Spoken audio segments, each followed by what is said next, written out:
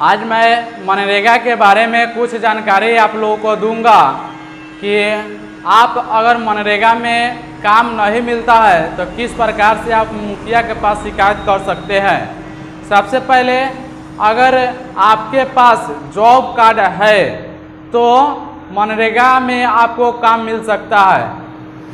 हमारे देश में अगर 1 करोड़ अगर हमारे देश में जॉब कार्ड बनता है तो सरकार यह सोचती है कि हमारे देश में 1 करोड़ लोगों को रोजगार दे दिया।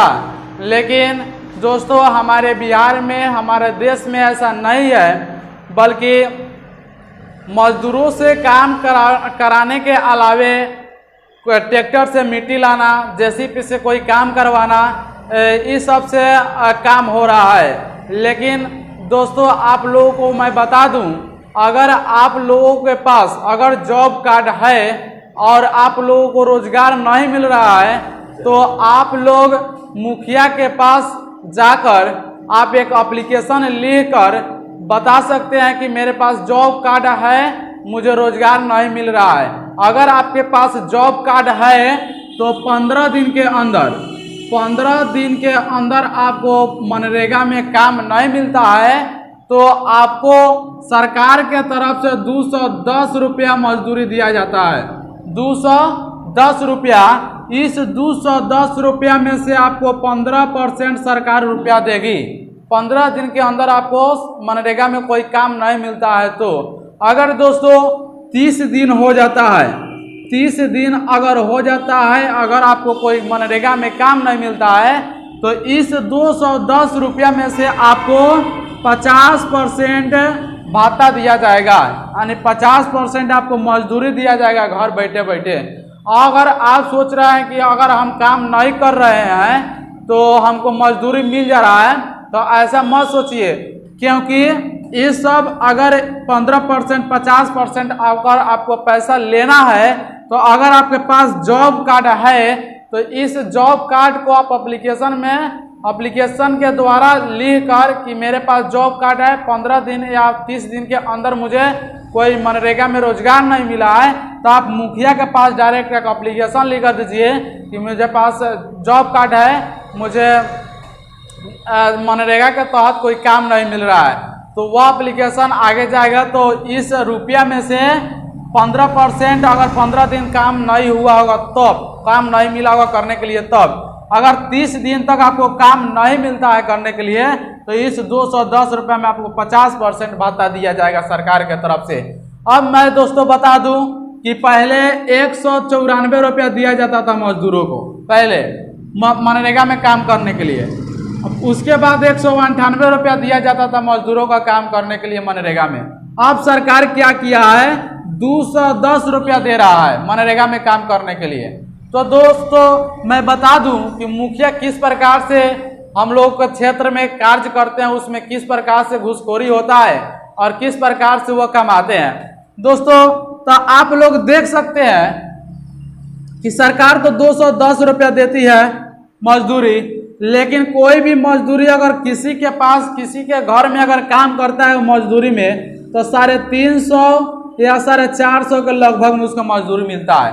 तो दोस्तों अगर आपके पास जॉब कार्ड है तो जॉब कार्ड अगर है तो उसका 5 साल के लिए आपके पास वो जॉब कार्ड है, तो 5 साल में अगर आपको 5 साल के लिए आपको रोजगार देना है, 1 साल में 365 दिन होता है दोस्तों, 1 साल में 365 दिन होता है।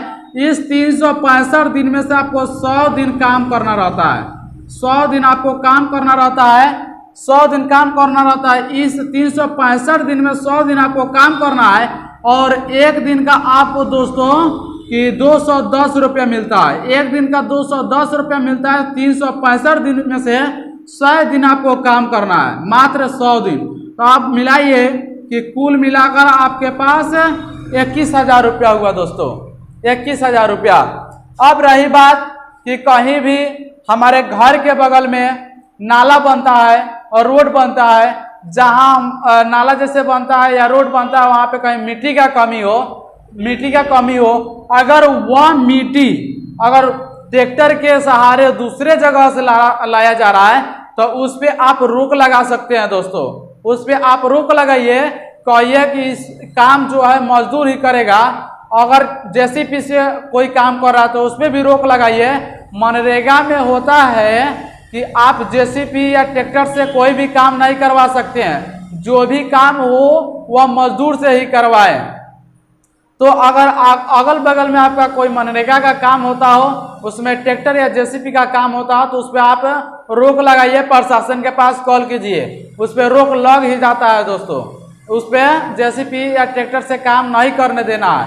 और रही बात दोस्तों कि हम लोगों से मुखिया क्या करता है, मुखिया या वार्ड हम लोग से पासबुक का फोटो स्टेट ले लेता है। समझिएगा, पासबुक का फोटो स्टेट ले लेता है। इस पासबुक में पैसा मंगवा लेता है। पैसा जैसे मान लेते हैं 3000 रुपया मंगवाया, 3000 रुपया में से आपको मान लेते हैं 400 रुपया आपको दे देगा। 400 रुपया दे देगा तो बचेगा 2600। तो ये 2600 रुपया क्या करेगा, वह ले लेगा। तो इसलिए दोस्तों कि आप लोग, जो आदमी मनरेगा में काम करता है वही लोग पासबुक दे। उसके अलावा कोई भी व्यक्ति अपना पासबुक किसी को भी ना दे, क्योंकि आपके खाता में 3000 रुपया मंगवाया जाएगा, 4000 रुपया मंगवाया जाएगा, 5000 रुपया मंगवाया जाएगा। उसमें से आपको 300, 400, 500 रुपया दे दिया जाएगा, बाकी रुपया वो ले लेगा। इसलिए आप लोग से निवेदन है कि कोई भी व्यक्ति अगर पासबुक मांगता है पैसा भेजने के लिए, तो आप लोग से निवेदन है कि पासबुक कोई भी व्यक्ति किसी भी अधिकारी को न दे। अगर कोई भी व्यक्ति मनरेगा में काम करता है, मनरेगा में कोई भी काम व्यक्ति करता है, तो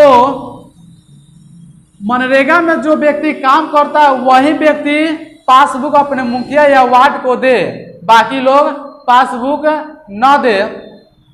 और आता बात की जहां मुखिया जी लोग कैसे कमाते हैं ना, तो मुखिया जी जैसे कोई भी काम हुआ तो काम में जैसे कहीं भी अगर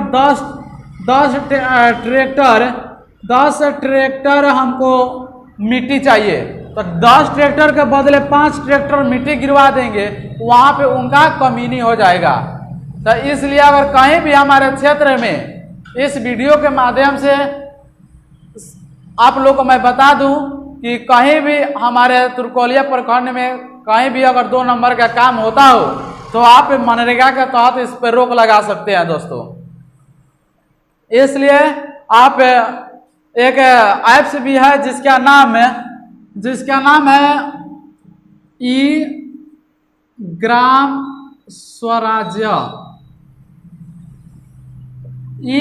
स्वराज जिसका नाम है। इस ऐप्स डाउनलोड कर आप अपने एरिया को पता कर सकते हैं कि मुखिया किस काम के लिए कितना फंड उठाया है दोस्तों। इस ऐप्स को आप लोग डाउनलोड कर लीजिएगा और इस ऐप्स को खोलकर अपने एरिया का कुछ एड्रेस मांगेगा, उस एड्रेस को आप दीजिएगा और इससे इस ऐप से पता चलेगा कि मुखिया जी किस काम के लिए कितना रुपया उठाए हैं। इसलिए दोस्तों